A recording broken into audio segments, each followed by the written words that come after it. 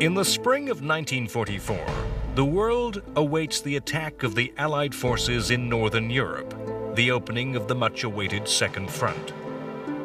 In Italy, an earlier attempt at a second front has halted against fierce German resistance. In Russia, the Germans have fought their last offensive, an attack that crashes to failure at the Battle of Kursk. The end of the Blitzkrieg as a menace is mirrored by the end of the German U-boat threat, as the German Navy is defeated in the Battle of the Atlantic. As the endgame begins, the Axis leadership can now only act to postpone its inevitable doom.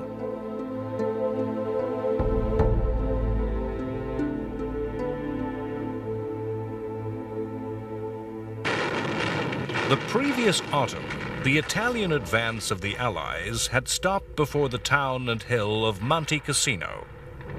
In the spring of 1944, 4 battles were to be fought in an attempt to take the town that dominated the front and prevented any move north. First, U.S. forces were repelled at high cost by the Germans. Then Indian and New Zealand troops, assisted by heavy strategic bombers, made 2 attempts to take Cassino, both times defeated with heavy losses. By the April of 1944, the Italian campaign had reached crisis. The success of the Germans was giving Hitler hope. The battles seemed to prove that German arms could deny both the greater numbers and material strength of the Allies. Both American and British generals admitted themselves bereft of ideas. The position was finally prized open by fresh minds. Free French troops drawn from Moroccan hill tribes found ways through mountains thought impassable and encircled Cassino. Free Polish troops made a near-suicidal attack from the south. Cassino fell, and the Italian front opened for movement. In the release from the frustration that the fight for Cassino had generated, clear military judgment became clouded by ambition and lust for glory. As the Germans retreated from Cassino, American armies could have overtaken and encircled their enemy, perhaps ending the war in Italy. Instead, U.S. General Mark Clark, an officer who felt the failure at Cassino personally and suspected the British of attempting to steal the glory of victory, ordered an advance on Rome, and the Germans fled northwards in safety.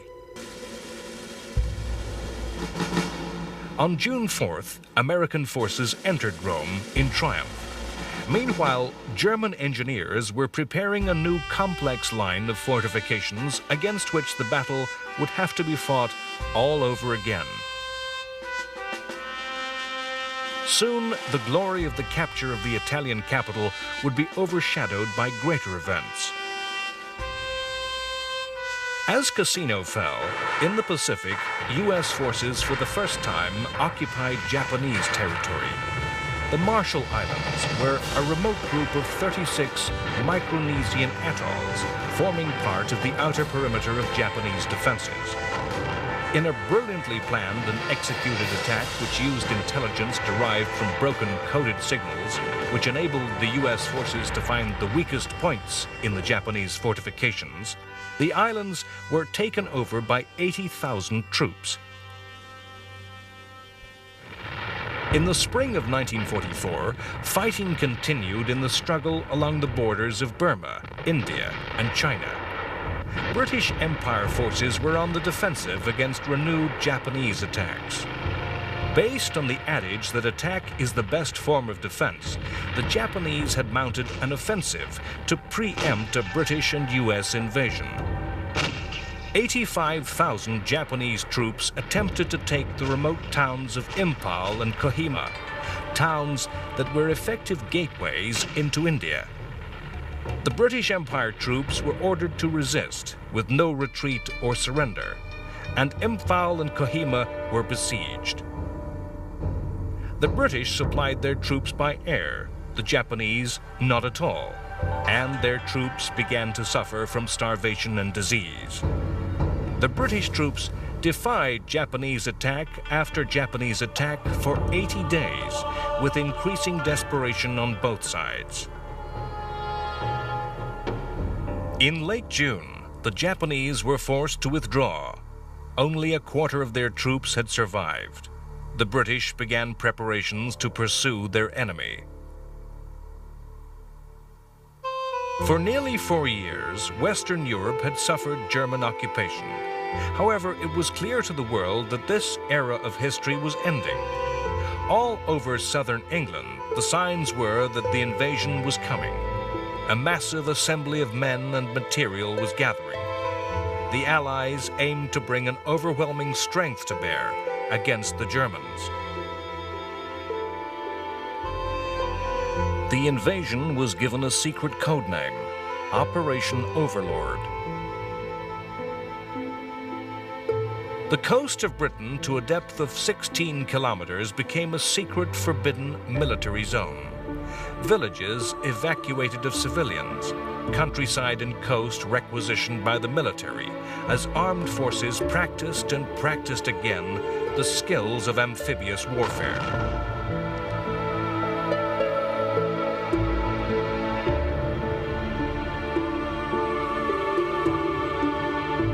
Britain itself was sealed, all foreign travel forbidden. The invasion was the product of lessons learned in many previous operations, where the armies, air forces, and navies of different nations cooperated in detailed, coordinated action.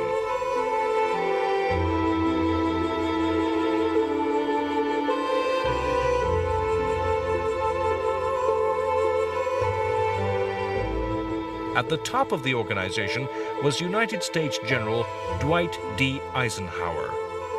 Eisenhower's abilities were political as much as military, making the alliance work in everyday reality.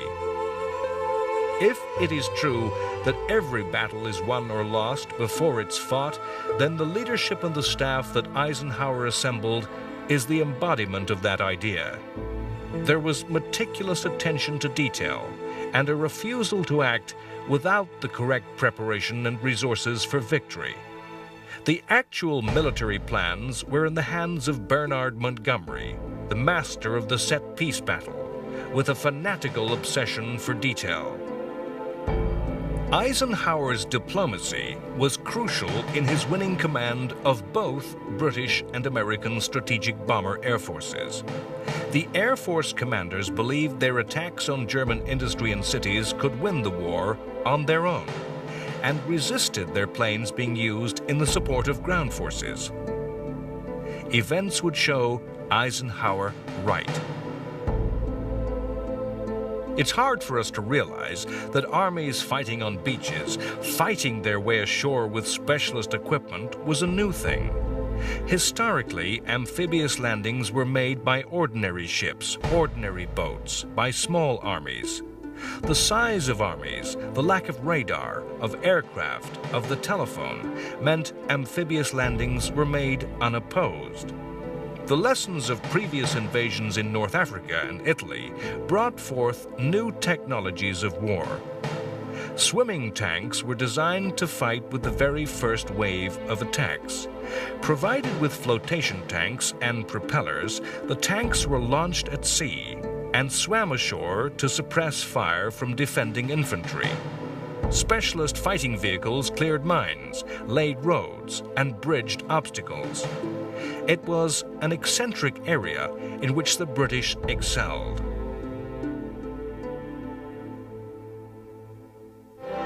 The Allies' preparations and rehearsals, though, could not be hidden. It was not hard for the Germans to guess which beaches could be targeted for landing. It was obvious that the invasion would be mounted within the range of fighter cover from planes flying from England. It was not difficult to determine when time, tide, and weather would be right. Two broad strategic options lay open to the Allies. First, to attack across the English Channel at its narrowest, to land near Calais. This would be an obvious move. Once established, Allied forces would have a short thrust into southern Germany.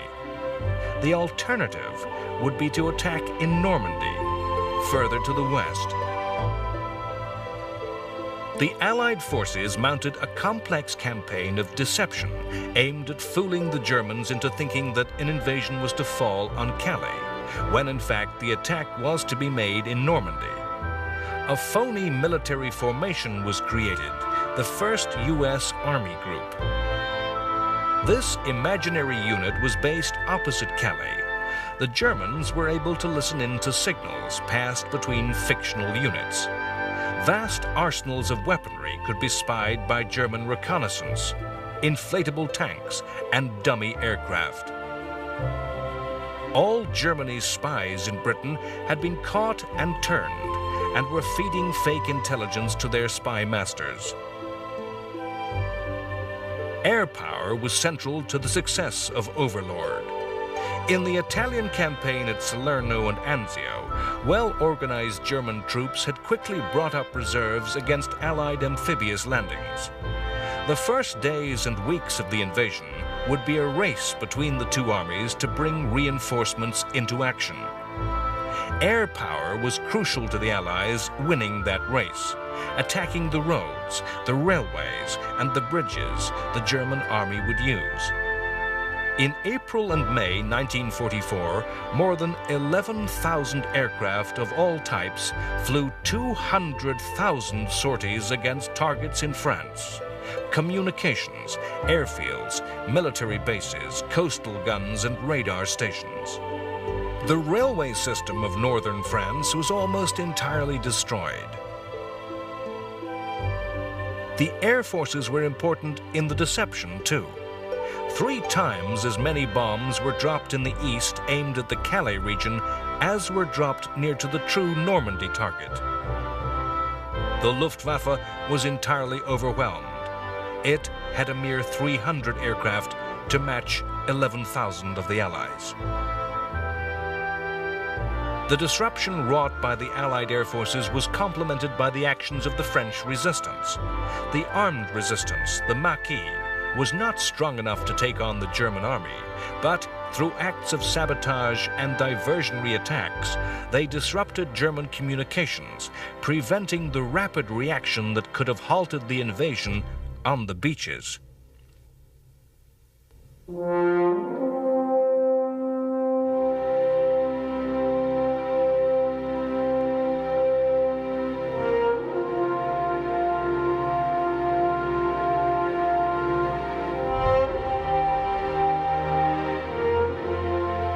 The number of ships involved on June 6th is stupefying to the imagination. 6,483 vessels were to cross the Channel.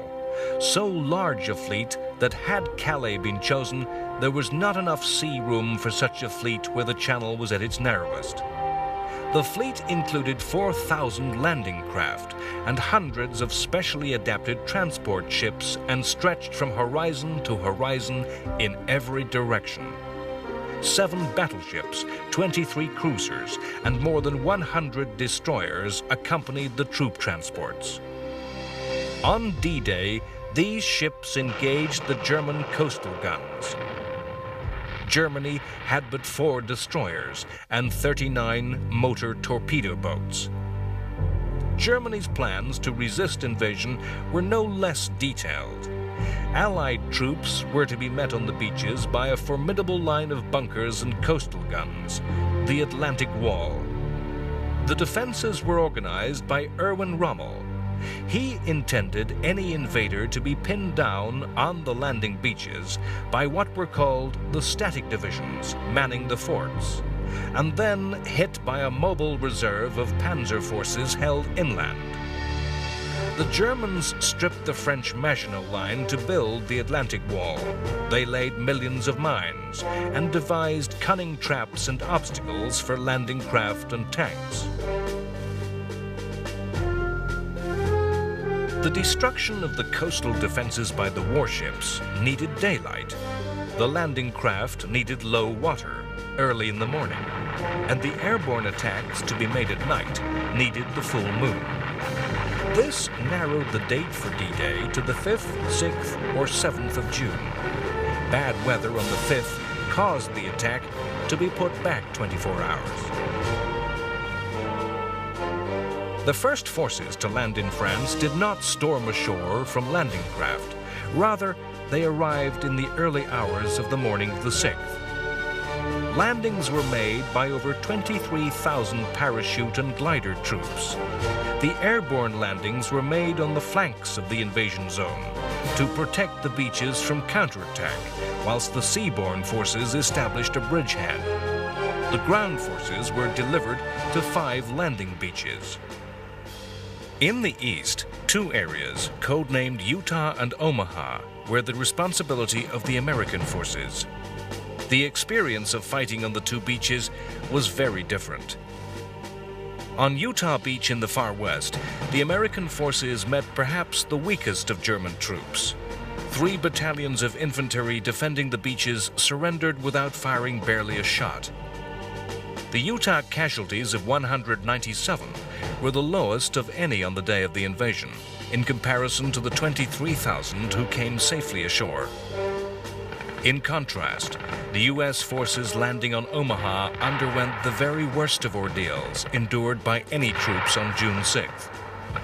The U.S. 1st Division came ashore to be met by perhaps the very best troops that the Germans had stationed on the coast. The American soldiers landed on beaches overlooked by cliffs, beaches onto which the Germans were able to direct murderous artillery fire. At Omaha, the swimming tanks were launched too soon, and many foundered in heavy seas. Without the support of these tanks, the infantry on the beach was vulnerable to German infantry in fortified positions. Omaha Beach has been called a disaster and portrayed in fiction as hell. Yet, despite 2,000 deaths on the first day, 34,000 came ashore.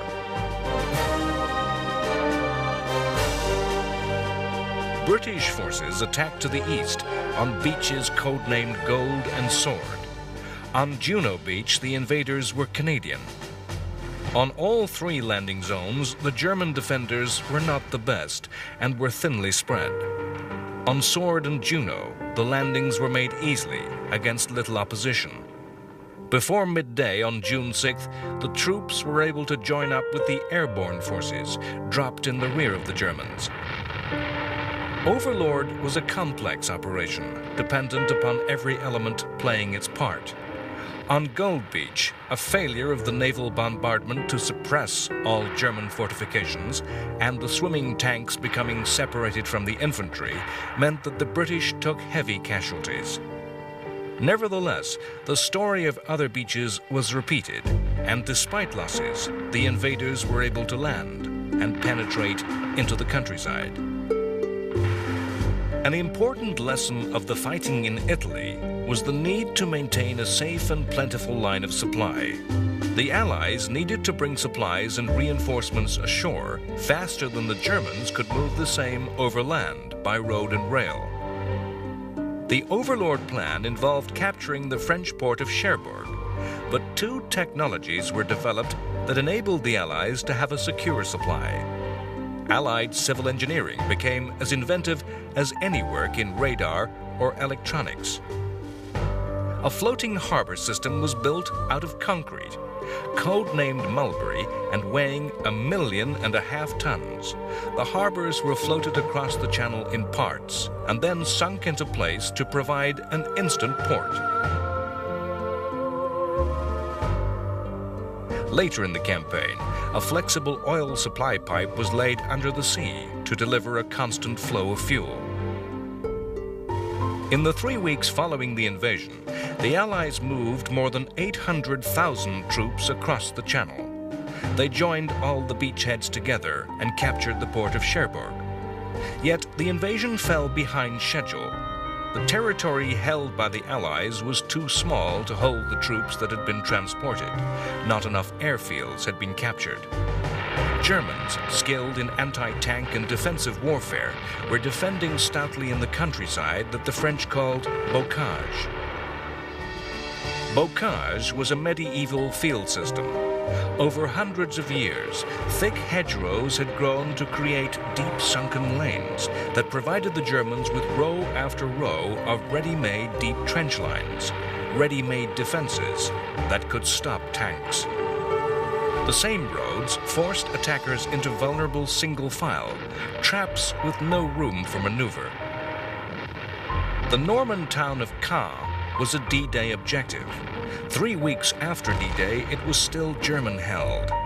As long as the Nazis held the town, they denied access into the countryside to the south, where the bocage ended, and tanks could maneuver with freedom. It was countryside where airfields could be built. Repeatedly, British and Canadian soldiers threw themselves against Caen, only to be repulsed. British General Montgomery took the ruthless decision to call in the heavy bombers of the Strategic Air Forces. Caen was to be liberated by being bombed into ruins. On July 7th, the Royal Air Force and United States Army Air Force systematically demolished Caen.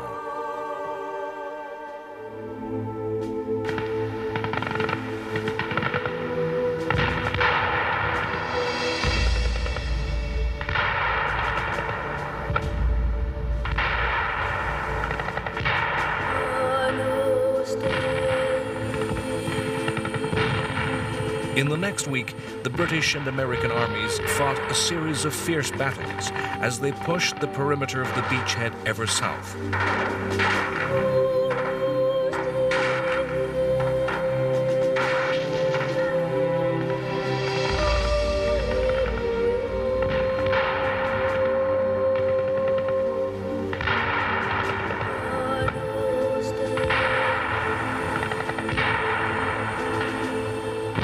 Repeatedly, the strategic bombers carpet-bombed German positions.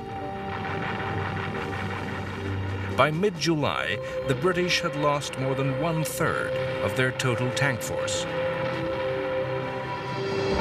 The American army in the West, following extensive carpet bombing, finally broke through. Their push to the south opened the war and broke the stalemate. The attack that developed turned around the German flank and began to surround their Normandy armies. Hitler had ordered a counterattack in early August that threatened to cut off and surround the Americans. Again, the great secret of the broken German codes came into play. The Allies were ready and waiting, and the Germans were defeated with heavy losses. The tank came of age in World War II. The decisive and devastating attacks of the 1940 German Blitzkrieg had demonstrated the potency of armored warfare. Yet, to every invention, there is a reaction. And during the war, powerful techniques and weapons of anti-tank warfare had been devised. The armies fighting in 1944 were far different from those of 1940. No longer did infantry simply flee before advancing tanks, as they had in 1940. Tanks were still an essential ingredient for victory, but needed the support of specialized infantry and mobile artillery to counter the anti-tank regiments of their enemy. The Allies rolled the Germans into an ever tighter pocket around the French town of Falaise. By the middle of August, nearly 500,000 Germans were in an ever more tightly closing trap. Attackers on all sides, to their rear, the obstacle of the River Seine. In what came to be called the Battle of the Falaise Gap, determined action by the SS Hitler Youth Division, a formation of fanatics recruited entirely from the Nazi youth organization, held back the Allies, while 300,000 Germans streamed across the River Seine in a mass escape. All German heavy equipment was lost, 1,300 tanks destroyed, and 200,000 taken prisoner. The original Overlord plan intended the Allies to halt at the Seine, to regroup and reorganize. Instead, Eisenhower decided to capitalize on the victory won and ordered pursuit of the Germans across the open country of France.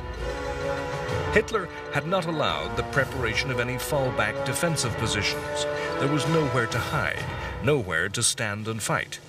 The Germans had to run all the way to Belgium and the Netherlands, even to the borders of Germany itself. Hitler's strategic common sense had not entirely deserted him. Realizing that long lines of supply would weaken the Allies, he commanded all channel ports garrisoned by stay-behind forces to be turned into fortresses and defended to the last. As the Allies neared the borders of the Low Countries in early September, few thought the war would last into 1945. In mid-August 1944, as the Normandy battles were reaching their height, the Allies mounted a second invasion of France on the Riviera. Originally planned to be simultaneous with the Normandy attack, a shortage of landing craft caused the southern invasion to be delayed. Again, there was a massive naval bombardment, and once again, the Allies enjoyed massive air superiority, with 2,000 planes against 200 German. Once initial resistance had been broken, the task of the American and Free French armies was of pursuit and entrapment of the constantly retreating Germans. The Riviera landings threatened to confound Hitler's plan that Paris should be turned into a fortress and battleground. Hitler talked of the French capital as a Stalingrad that would entrap the Allied armies and lead to their annihilation, enduring the same fate as befell the German army at the Russian city a year before. The Riviera landings threatened to surround Paris and instead make the city a trap for the Germans. On August 18th, when it became apparent that the Allied armies were threatening to overwhelm the occupiers, the population of Paris rose in revolt, and fighting broke out on the streets. Eisenhower and Montgomery refused to attack for the sake of attacking. They too saw the lesson of Stalingrad.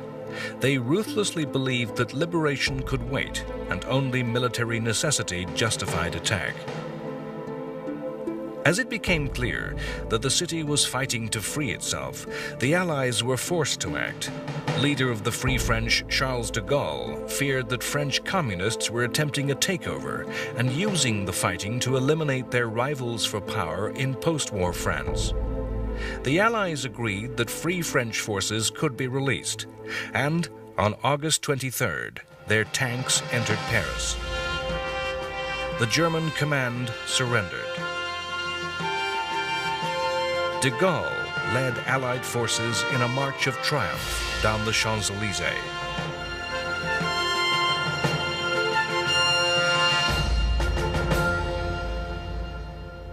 In the complicated timeline of World War II, it's possible that the smallest of human actions might have ended the war and saved many hundreds of thousands of lives.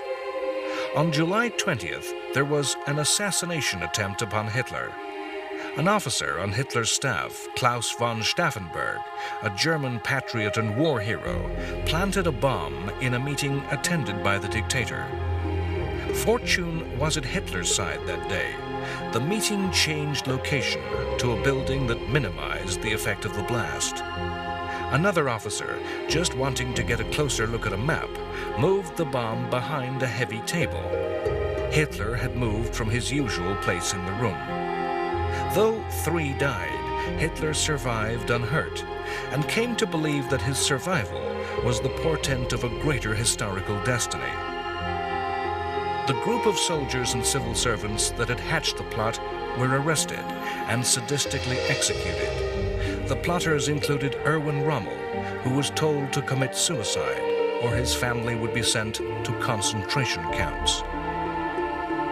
So the war continued, and Hitler came to believe in miracles.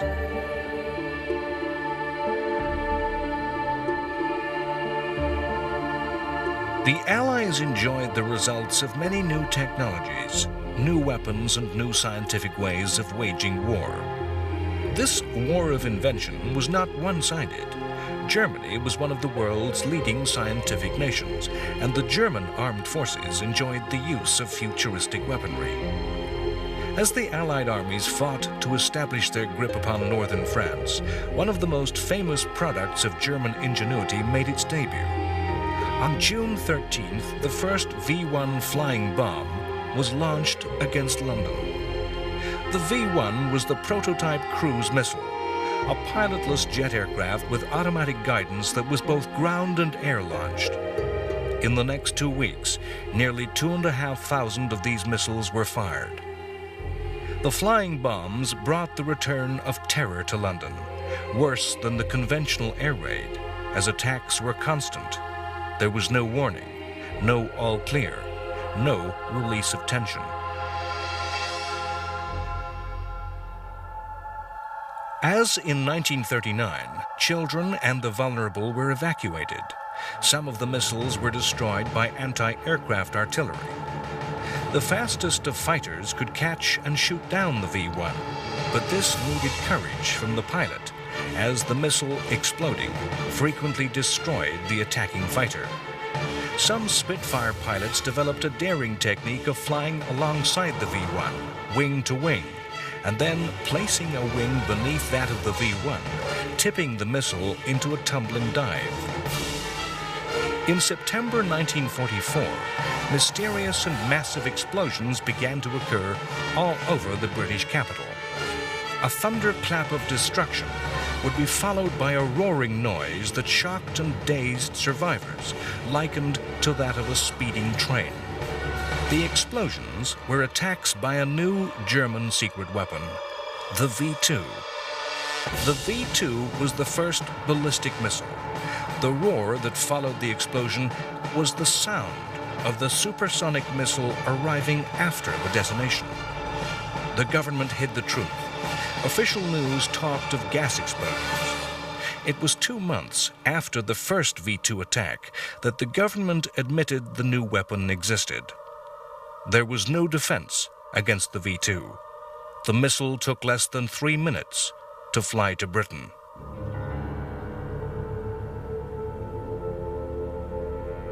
In the Pacific, the gradual process of erosion, of driving back the Japanese island by island, continued. In June 1944, yet more amphibious assaults began, this time in the Marianas Islands. The islands were important to both attacker and defender. The first target, Saipan, was an important Japanese base and within strategic bomber range of the Japanese home islands. The second U.S. objective, Guam, held important supplies of fresh water and was the best natural harbor in the western Pacific. Guam would also be a base for bomber attacks on Japan and a starting point for attacks to recover the Philippine Islands. As so often in these invasions of Pacific islands, the battle on land was preceded by a naval battle. The Battle of the Philippine Sea turned into the largest carrier battle of the war. The Japanese were outnumbered in nearly every aspect. The Americans had more than twice the aircraft, had 7 major carriers to Japan's 5, 8 light carriers to Japan's 4. Disparity in quantity was matched by difference in quality. After earlier battles, Japanese crews and pilots never regained the level of training and prowess they had enjoyed earlier in the war, and came to be surpassed in skill by the Americans. The quality of American radar and intelligence was also superior. A great air battle was fought, in which the Americans enjoyed such superiority that the fighting came to be called the Great Marianas Turkey Shoot. The Japanese lost nearly 2/3 of their planes. 2 Japanese carriers were lost, 1 to air attack, 1 to a U.S. submarine. With the naval threat destroyed, U.S. Marines had to fight a stern battle to take Saipan. 4,000 Marine casualties were sustained in the first 2 days. An invasion planned to last 3 days stretched to 3 weeks. The terrain of Saipan meant that the U.S. soldiers were forced to make repeated frontal assaults against dug-in Japanese. The defenders fought with fanatical determination. In July, a mass suicide attack by the Japanese saw more than 4,000 Japanese troops killed in one day. Rather than surrender, many Japanese chose to die by their own hand. The delays caused in the taking of Saipan allowed both defenders and attackers of Guam to make full preparations. The Americans opened the assault with the heaviest air and naval bombardments of the Pacific War. More than half the 20,000 Japanese defenders were killed before a single U.S. Marine landed. Although Guam was secured easily, the remnants of the Japanese forces fought on. The last surrendered in 1972.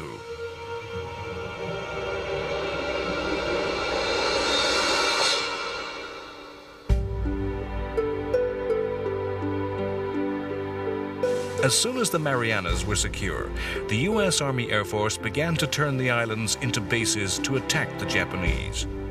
The raids were to be borne on the wings of a new aircraft, the B-29 Super Fortress. The B-29 was a huge aircraft that could carry a heavier bomb load at greater range than any other aircraft. At first, the planes had flown a tortuous route from bases in China, from where southern Japan was just in range. From November 1944, the Marianas had been turned into air bases. The first raids had been precision high-level attacks upon the Japanese aircraft industry. The raids were inconclusive. In the coming years, these tactics were to be abandoned in favor of mass area attacks against Japan's wooden cities.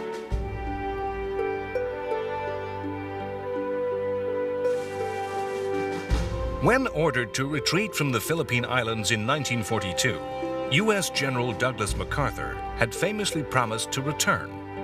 In late 1944, he gathered the forces to fulfill his vow. The Japanese occupation forces in the Philippines were ill-prepared to resist a U.S. invasion.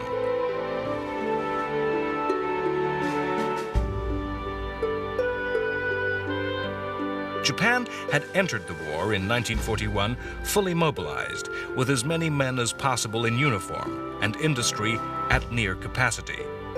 The United States Navy had imposed a tight blockade around the Japanese islands that severely restricted Japan's capacity to wage war. In contrast, the U.S. Navy enjoyed an embarrassment of riches, able to draw from a well of near-bottomless resources. New battleships, new cruisers, new destroyers streamed from U.S. shipyards. Of the most important ships in the war, the aircraft carriers, no less than 21 new major carriers had been launched since Pearl Harbor, 5 times the equivalent number of Japanese ships. The total number of aircraft the Americans could embark was 3,000, 3 times the Japanese strength. In September 1944, U.S. carrier aircraft destroyed Japanese air forces on the Philippines. In October, MacArthur assembled a fleet of over 700 ships. And following a huge bombardment by battleships, U.S. troops landed on the Philippine island of Leyte. Japan responded with the dispatch of a massive naval force. The Battle of Leyte Gulf, as the battle was to be called, remains the largest naval battle in world history. The Japanese plan was for their aircraft carriers to lure away the American carriers from the landings. Meanwhile, a separate force of Japanese battleships would attack the troop transports and the landed forces. The Battle of Leyte Gulf has been described as the last throw of the Imperial Japanese Navy. Effectively, every major warship that remained to Japan was thrown into the gamble. The last reserves of ships, men, and aircraft were deployed to effect a decisive battle. The battle was, at the same time, a carrier battle, where the air forces of the 2 carrier fleets engaged each other and the enemy carriers. And it was traditional battle fleet engagement, where big gun battleships fought each other in duels of naval artillery. The battle was complex, as the 2 fleets divided their forces and searched for their enemy amongst the scattered Philippine islands. Admirals on both sides lost their nerve, then found renewed determination. Massive Japanese battleships, the largest in the world, surprised light U.S. carriers, which fought courageous actions against opponents many times their weight. Destroyers attacked each other or mounted audacious attacks on much heavier ships. Ships were lost by both sides at Leyte, but the fortune of war smiled on America, and the result was a naval triumph which ranks as a victory alongside Trafalgar, as the U.S. Navy destroyed the Japanese. All 4 Japanese carriers and 2 of the battleships were sunk. Japanese Admiral Nishimura went down with his ship. With the naval battle resolved, the fighting on land began. MacArthur spectacularly waded ashore before the newsreel cameras. Further inland, 70,000 Japanese and 15,000 Americans died in the battle to establish a bridgehead. The Japanese failed to throw back the invaders, and a long battle for liberation began. It was at Leyte that a new word passed into the languages of the world: kamikaze. A kamikaze attack was a suicide attack by a pilot crashing his plane loaded with explosive onto an enemy warship. Throughout the war, in rage or fanatical desperation, Japanese aviators had crashed onto their enemies. It was at Leyte that the kamikaze attack became an official tactic. The kamikaze drew on Japanese mythology. The word kamikaze meant divine wind and referred to a miraculous tempest that suddenly arose to destroy a Chinese invasion fleet approaching the defenseless shores of medieval Japan. Kamikaze attacks were not always by aircraft. Japan was to deploy midget submarines, human-piloted torpedoes, and even small manned rockets in suicide attacks. It was the converted fighter aircraft that were to be the most effective. At Leyte, a U.S. carrier and an Australian cruiser were to be the first victims of the divine wind.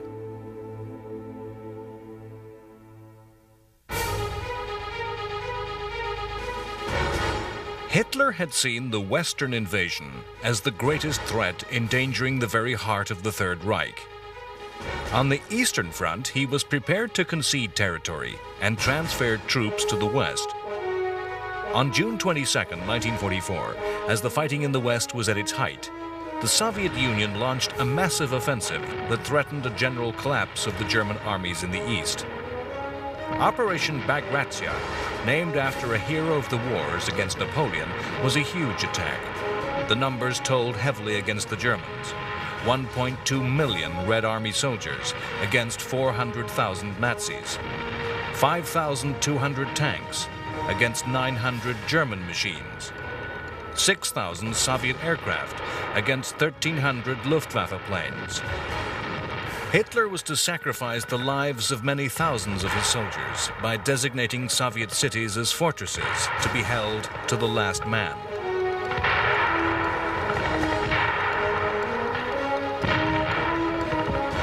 In just 5 weeks, the Russian armies advanced nearly 750 kilometers. By the end of July, the Red Army was 20 kilometers from Poland's capital, Warsaw. As happened at Paris, the population of the Polish capital, with the sound of Russian guns echoing over their city, rose in revolt. The Russians did nothing. They drove attacks to the south, into the Balkans, fighting in Bulgaria, Romania, and Hungary, and north into the Baltic states. Meanwhile, the Germans systematically destroyed Warsaw and killed more than 200,000 Poles. The Russians were already looking forward to the post-war order. The attacks to the north and south, rather than towards Berlin via Warsaw, were aimed at placing those states within the communist orbit. The Germans were allowed to destroy the Poles, to create a space that the Soviets would fill. The war aim of the Allies seems at first simple: the destruction of Nazism, the rolling back of Axis conquests, the liberation of enslaved peoples. Already in late 1944, the signs were there to see that the post-war world would not be a place of simple, straightforward certainty. In October 1944, a British army re-entered Greece. The occupation of Greece had crumbled since the capitulation of the Italians in late 1943. Control had passed to the Germans. Italian weapons had fallen into the hands of Greek resistance fighters, including the Greek communist partisans, the Hellas. The Germans had resorted to ever more harsh reprisals to maintain their rule. In October, the Germans took the decision to abandon Greece, and the Greek government returned with the help of British troops. The British stepped into a minefield of passionate and violent politics. In December, a demonstration in Athens by Greek communists turned into fighting as they were opposed by supporters of the returned government. In days, the British army was fighting Hellas in the streets.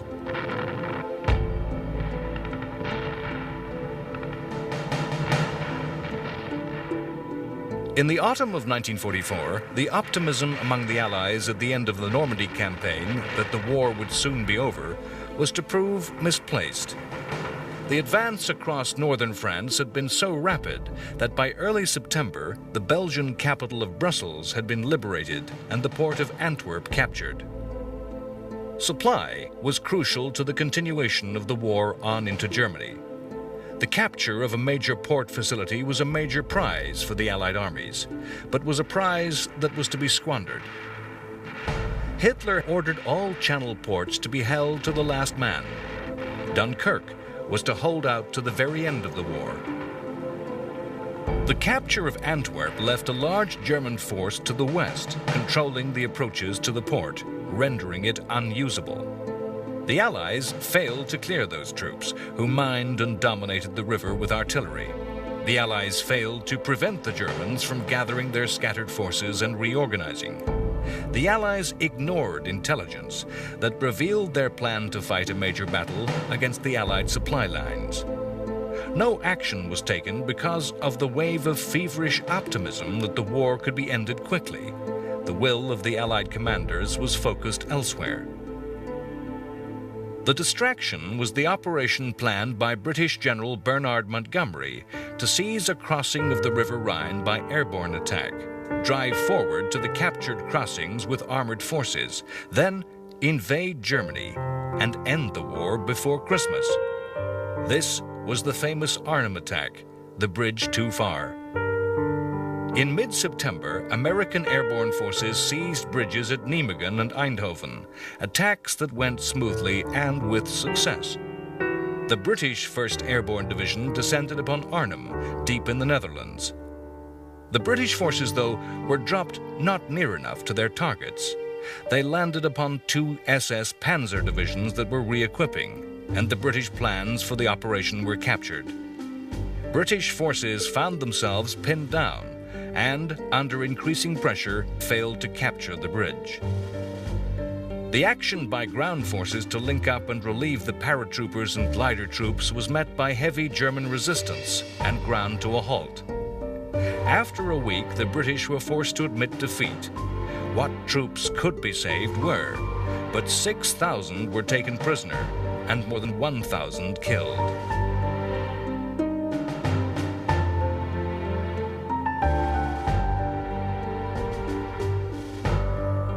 Arnhem was not a decisive defeat in itself, but the operation took Allied attention away from the situation at Antwerp. The failure to mount a simple mopping-up operation and make Antwerp port operational was to lengthen the war. After the chaos at Arnhem, the Allies had to fight a series of difficult actions against the German forces that had taken the opportunity to reinforce and prepare. The battles were fought across the flooded and waterlogged Low Countries. Attacks had to be made by commandos with amphibious vehicles. Canadian armies had to make repeated charges across open ground against prepared German artillery, surrounded by dense infantry defenses. Pillboxes and strongpoints had to be taken one by one in close infantry action. the towns of the region had to be cleared in fierce street fighting. In the midst of all this, engineers and naval minesweepers had to clear the mines and booby traps with which the Germans had filled the waterways. It was not until late November, more than 80 days after its capture, that Antwerp was brought into action. A desire for victory, of an end to the fighting, only condemned Europe to enter another year of war. Next time, on World War II, The Complete History, in a desperate attempt to save Germany, Hitler attempts to repeat the triumph of 1940 with attacks through Belgium in what history comes to call the Battle of the Bulge. The Germans collapse in the east, and Russian armies enter Germany. They encounter Auschwitz, and the full evil of Nazism becomes known to the world.